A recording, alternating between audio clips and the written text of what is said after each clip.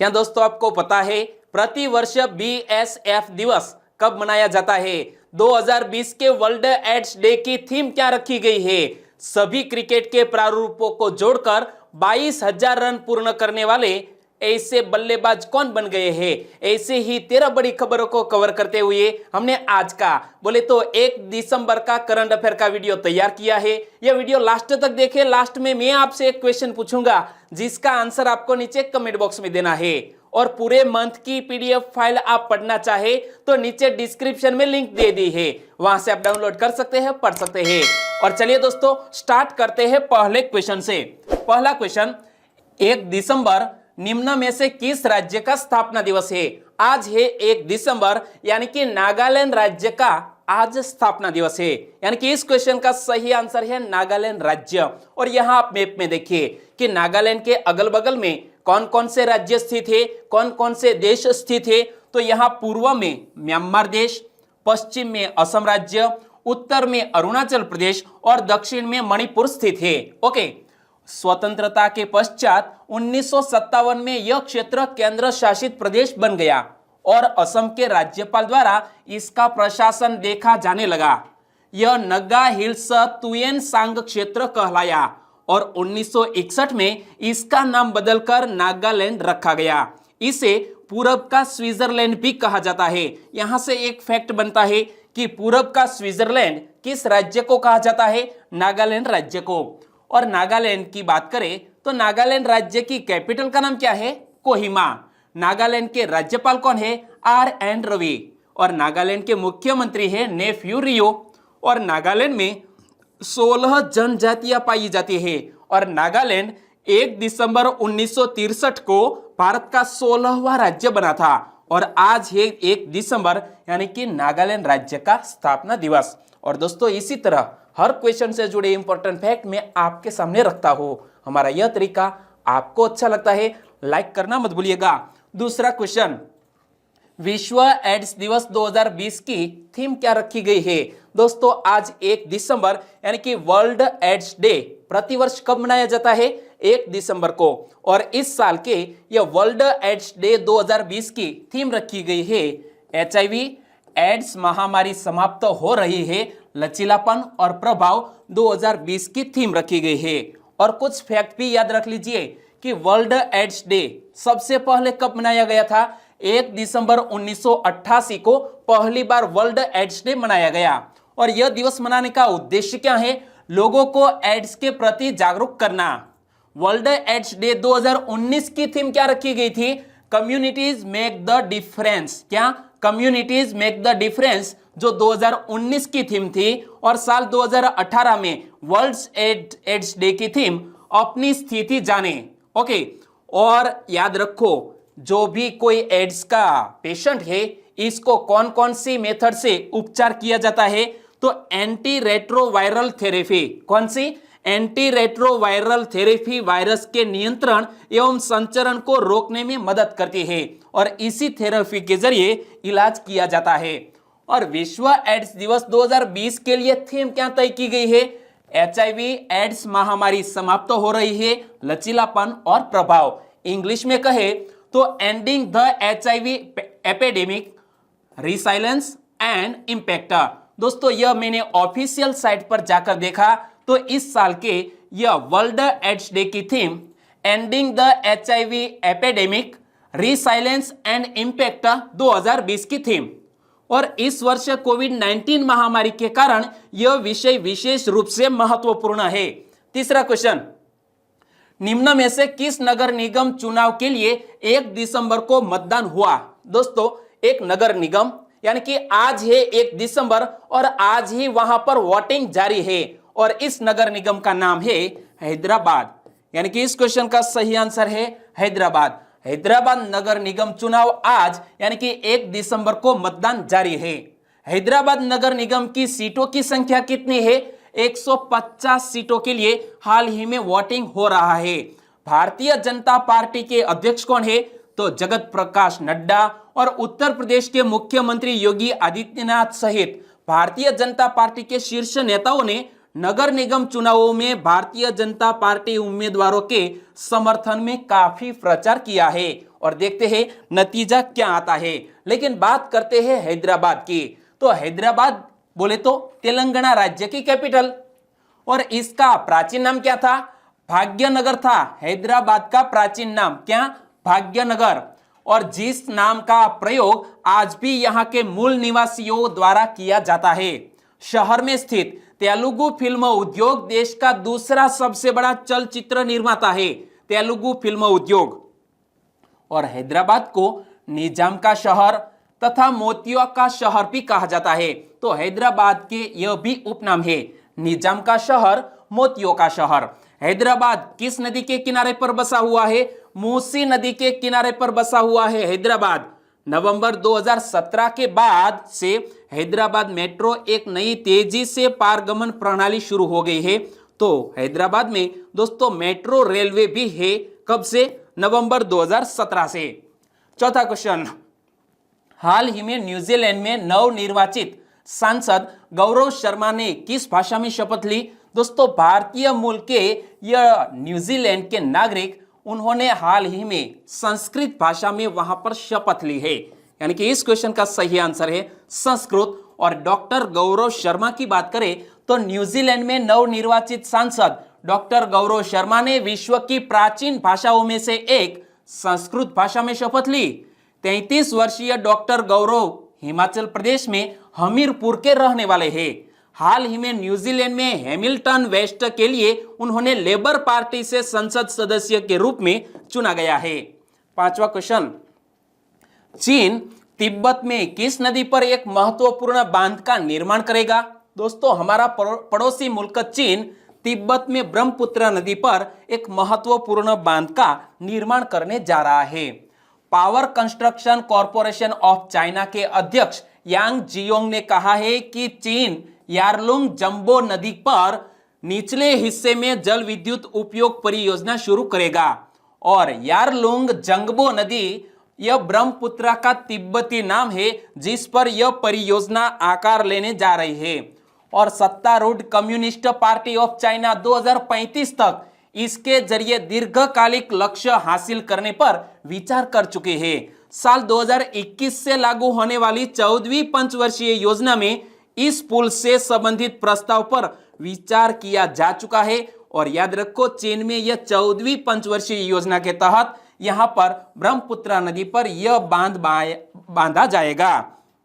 और दोस्तों बात करते हैं चीन देश की। तो चीन से जुड़ा हुआ एक क्वेश्चन कुछ दिन पहले ही सुर्खियों में था। दुनिया का पहला 6th जनरेशन एक्सपेरिमेंटल सैटेलाइट किसने लॉन्च किया? तो चीन देश ने लॉन्च किया। और तब भी मैंने आपको चीन के बारे में बताया था, आपको याद है? तो मेरे साथ साथ बोलिए, चीन की कैपिटल का नाम क्या है? बीजिंग। चीन की करेंसी है रेनमिनबी। चीन के राष्ट्रपति कौन है? Xi Jinping. और यहाँ मैप में देख सकते हैं चीन। चीन के आसपास कौन कौन से देश स्थित है? तो यहाँ पर रूस, Mongolia, Kazakhstan, Kyrgyzstan, Tajikistan, Nepal और यहाँ पर भूटान और दोस्तों म्यांमार से भी सटा हुआ है। वियतनाम और लॉस एंजलिस भी यहाँ पर सटा हुआ। इतने देशों से घिरा हुआ है चीन देश।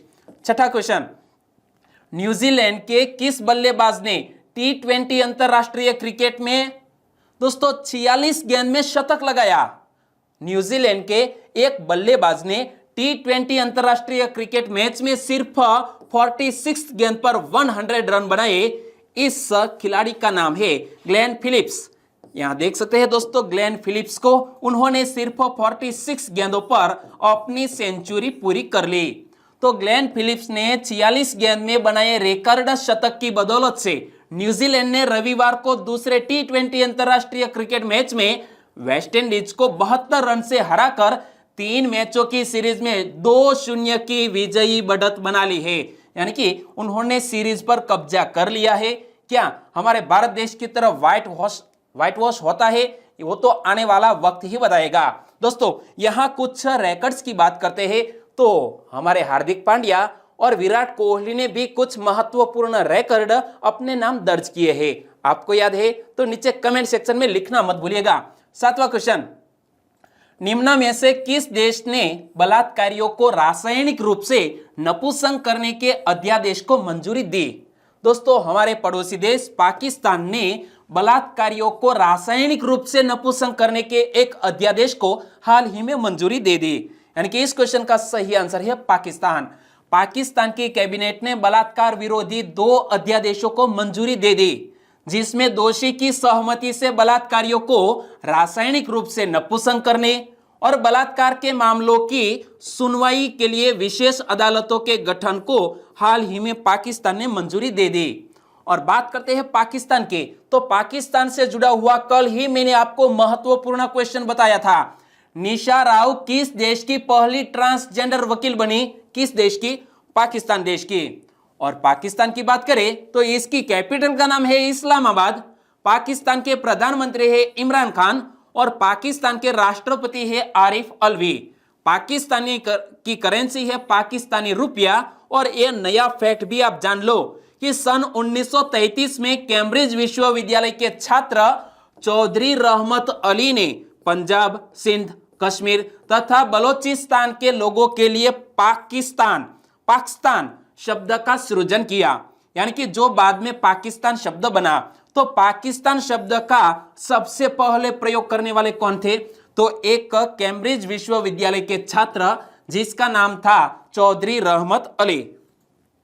8वां क्वेश्चन, निम्न में से किस सिख गुरु ने लंगर की परंपरा शुरू की थी? दोस्तों कल ही प्रकाश पर्व मनाया गया, क्योंकि गुरु नानक देव जी जो सिख गुरु के संस्थापक एवं प्रथम गुरु थे, उनकी याद में प्रतिवर्ष प्रकाश पर्व मनाया जाता है कार्तिक पूर्णिमा को। और कल ही मनाया गया यह कार्तिक पूर्णिमा को। और यहां पूछा गया है कि सिख के किस गुरु ने लंगर की परंपरा शुरू की थी? तो गुरु नानक देव जी ने यह लंगर की प्रथा शुरू की थी। गुरु नानक जी ने सिख धर्म की स्थापना की। इस वर्ष गुरु नानक देव जी का 551वां प्रकाशोत्सव मनाया गया। गुरु नानक देव ने अपने अनुयायियों को एक ओमकार का मूल मंत्र दिया था। अमृतसर के स्वर्ण मंदिर में गुरु पर्व बहुत उल्लास के साथ मनाया जाता है। कहां पर? अमृतसर के स्वर्ण मंदिर में। और यहां लंगर की बात करते हैं तो दोस्तों लंगर की प्रथा शुरू की थी हमारे गुरु नानक देव जी ने, लेकिन इसे आगे बढ़ाया था किसने? गुरु अंगद जी ने।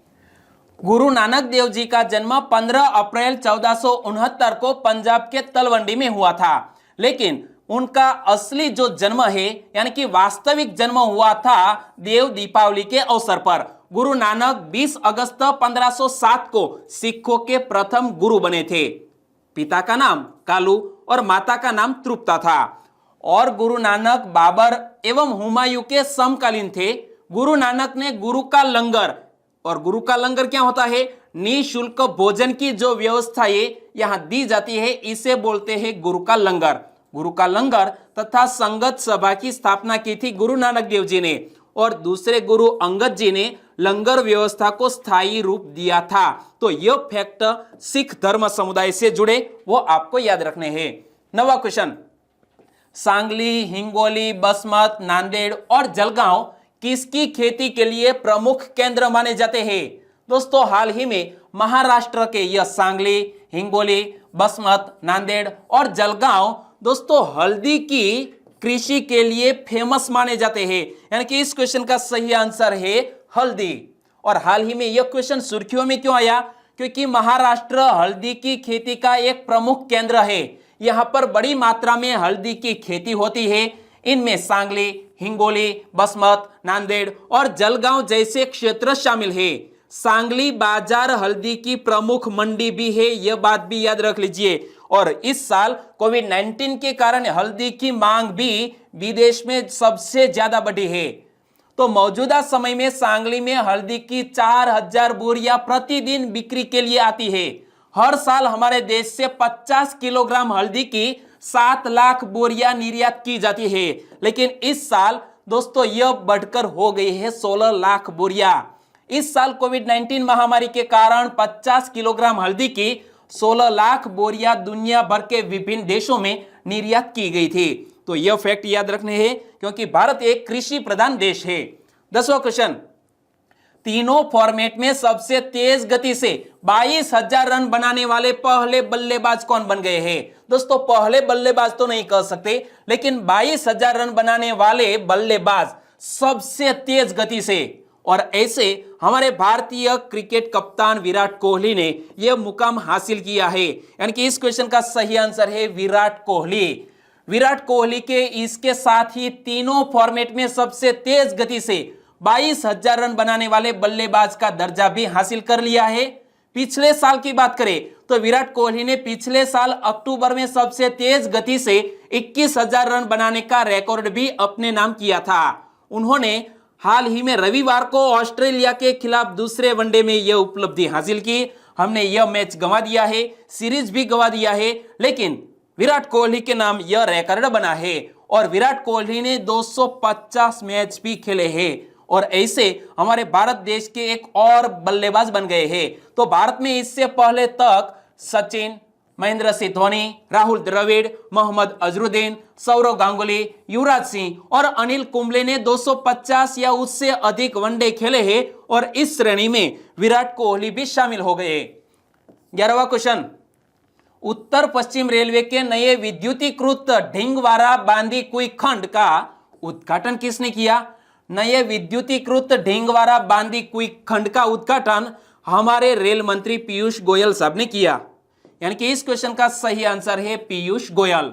रेलवे मंत्री पीयूष गोयल ने कल उत्तर पश्चिम रेलवे के नए विद्युतीकृत ढिंगवारा बांदीकुई खंड का उद्घाटन किया।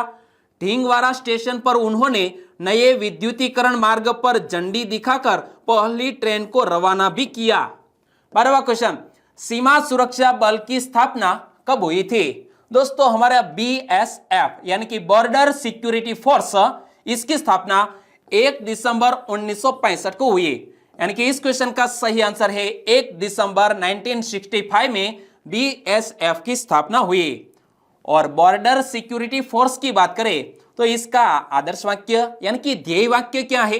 जीवन पर्यंत कर्तव्य, ड्यूटी अनटू डेथ। BSF की स्थापना 1 दिसंबर 1965 को। BSF के वर्तमान महानिदेशक कौन है? राकेश अस्थाना। BSF भारत का एक प्रमुख अर्ध सैनिक बल है एवं विश्व का सबसे बड़ा सीमा रक्षक बल भी। कौन? BSF। और वर्तमान समय में BSF की 188 बटालियन है। 13वां क्वेश्चन, बेंगलुरु के बोरिंग मेडिकल कॉलेज का नाम बदलकर किसके नाम पर रखा गया? बेंगलुरु के बोरिंग मेडिकल कॉलेज का नाम बदलकर अटल बिहारी वाजपेयी जी के नाम पर रखा गया है। यानी कि इस क्वेश्चन का सही आंसर है अटल बिहारी वाजपेयी। बेंगलुरु में बोरिंग और लेडी कर्जन मेडिकल कॉलेज और रिसर्च इंस्टीट्यूट का नाम पूर्व प्रधानमंत्री अटल बिहारी वाजपेयी के नाम पर रखा गया है। संस्थान की स्थापना 2018-19 में बेंगलुरु के मध्य में शिवाजी नगर में बोरिंग और लेडी कर्जन अस्पताल के परिसर में की गई थी, जिसका नाम रखा गया है अटल बिहारी वाजपेयी जी के नाम पर। और दोस्तों यहां बात करते हैं अटल बिहारी वाजपेयी जी की, तो इनसे जुड़े हुए कुछ क्वेश्चन मैं आपके सामने रखना चाहूंगा। निम्न में से किस प्रधानमंत्री के जन्म दिवस को सुशासन दिवस के रूप में मनाया जाता है? तो हमारे अटल बिहारी वाजपेयी जी के जन्म दिवस को सुशासन दिवस, गुड गवर्नेंस डे के रूप में मनाया जाता है। अटल बिहारी वाजपेयी जी का जन्म कब और कहां हुआ था? 25 दिसंबर 1924 को मध्य प्रदेश के ग्वालियर में। पहली बार सुशासन दिवस कब मनाया गया? 2014 में। किस वर्ष में अटल बिहारी वाजपेयी को भारत रत्न से सम्मानित किया गया था? 2015 में भारत रत्न से सम्मानित किया गया था अटल बिहारी वाजपेयी जी को। संयुक्त राष्ट्र महासभा में हिंदी में भाषण देने वाले पहले व्यक्ति कौन बने थे? अटल बिहारी वाजपेयी जी। 1977 के आम चुनावों में जनता पार्टी की जीत के बाद अटल बिहारी वाजपेयी को मोरारजी देसाई के मंत्रिमंडल में विदेश मंत्री का पद दिया गया था और विदेश मंत्री के रूप में उन्होंने संयुक्त राष्ट्र महासभा में हिंदी में भाषण दिया था। अटल बिहारी वाजपेयी जी कितनी बार भारत के प्रधानमंत्री बने हैं? 3 बार। वे पहली बार 1996 में प्रधानमंत्री बने, हालांकि उनका कार्यकाल केवल 13 दिन का था। दूसरी बार वे 1998 से लेकर 1999 के बीच 11 महीने के लिए प्रधानमंत्री बने। 1999 से 2004 के बीच वे तीसरी बार प्रधानमंत्री बने। इस दौरान उन्होंने प्रधानमंत्री के रूप में अपना कार्यकाल पूरा किया। 2009 में उन्होंने स्वास्थ्य कारणों से सक्रिय राजनीति से संन्यास ले लिया। कब? 2009 से। और पूर्व प्रधानमंत्री अटल बिहारी वाजपेयी जी का स्मारक सदैव अटल उनके 94वें जन्म दिवस के अवसर पर राष्ट्र को समर्पित किया गया था। यानी कि समाधि स्थान अटल बिहारी वाजपेयी जी के समाधि स्थान का नाम क्या है? सदैव अटल। ओके, और अब बात करते हैं लास्ट वीडियो के क्वेश्चन की। लास्ट वीडियो में मैंने आपसे क्वेश्चन पूछा था, भारत का जिस तरह भारतीय जनता पार्टी का एक मूल मंत्र है सबका साथ, सबका विकास, सबका विश्वास, इसी तरह नेपाल में शासक पार्टी का मूल मंत्र क्या है?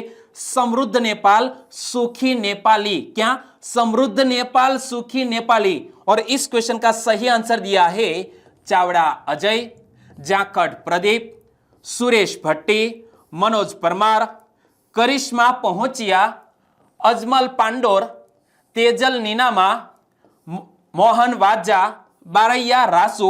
इन सभी दोस्तों ने इस क्वेश्चन का सही आंसर दिया। साथ साथ पर्वत डामोर, अशोक कोपनिया, नीलेश पाटनवाड़िया, बामभनिया संजय, आकाश गुप्ता, भावना रोहित, आकाश लिंबाचिया, बिग बॉस सिंह, अनिल राठवा, चावड़ा परसोत्तम, हुकुम मीना, अखिलेश कश्यप, जुगेंद्र सिंह यादव। सभी दोस्तों को सही आंसर देने के लिए बहुत बहुत दिल से धन्यवाद। और आज के वीडियो का क्वेश्चन ए रहा स्क्रीन पर। हरिद्वार महाकुंभ मेला कितने साल में एक बार आयोजित किया जाता है? दोस्तों, इस साल कुछ नया है, इसीलिए यह क्वेश्चन मैंने आपको बताया है।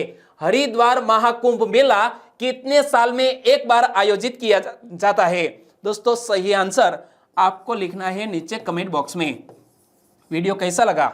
अच्छा लगा, हेल्पफुल लगा, इंफॉर्मेशन की दृष्टि से बेस्ट लगा तो लाइक कीजिए और आपके दोस्तों को फेसबुक, व्हाट्सएप या टेलीग्राम के जरिए इस वीडियो की लिंक शेयर करना मत भूलिएगा। बस छोटी सी उम्मीद के साथ आज का वीडियो यहीं खत्म करते हैं। फिर मिलेंगे नए करंट अफेयर वीडियो के साथ। तब तक के लिए टेक केयर एंड जय हिंद।